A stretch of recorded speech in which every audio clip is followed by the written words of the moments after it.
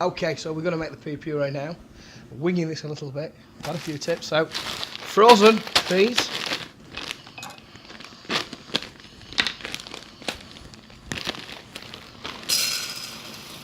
Nice generous helping there. Okay. Now I've just been advised by my wife that that we should do this in a stock. So I'm going to give it a go, and if it doesn't work out too good, she gets the blame. She's watching as well. She's in the background. So in with the chicken stock. Kettle full of water. Just cover, and we're going to boil these up. So then we'll have the peas on the boil for approximately 15 minutes now, and they're looking quite good.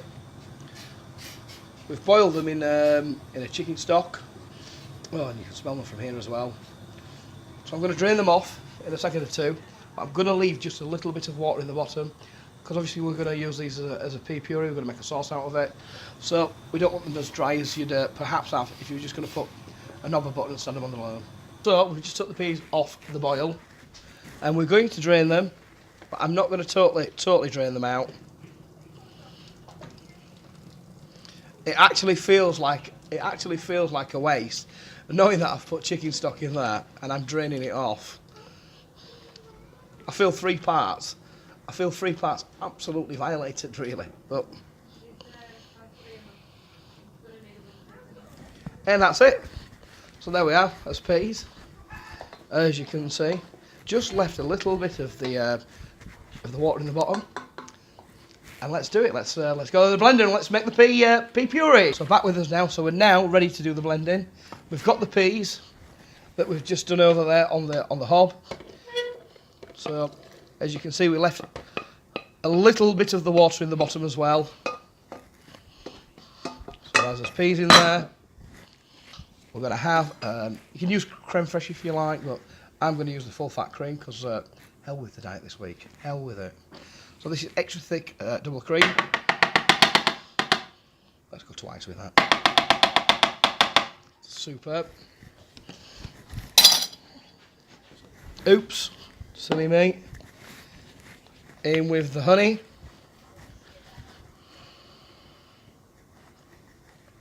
Can't ever have enough honey.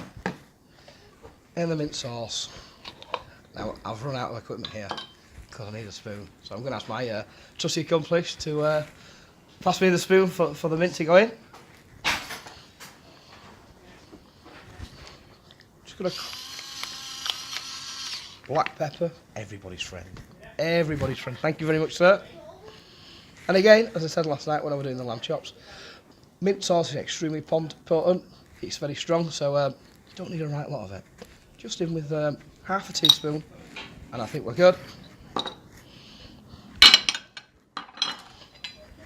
We need the butter, and as I said previously, we're not on a diet today, so we'll go with that.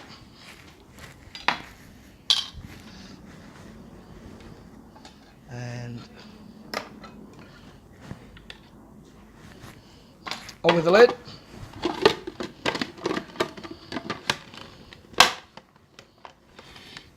And then into the blender. Okay. And bring the blender over so you can see.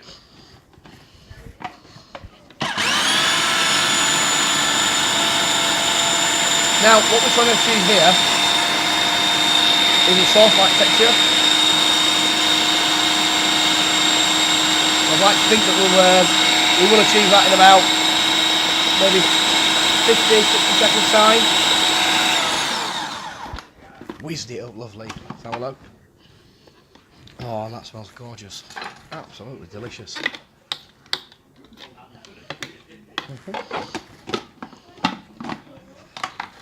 And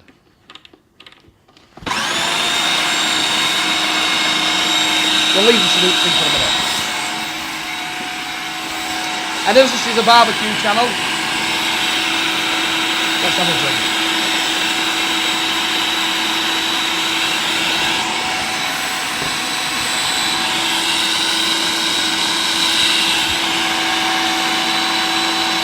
2 hours later.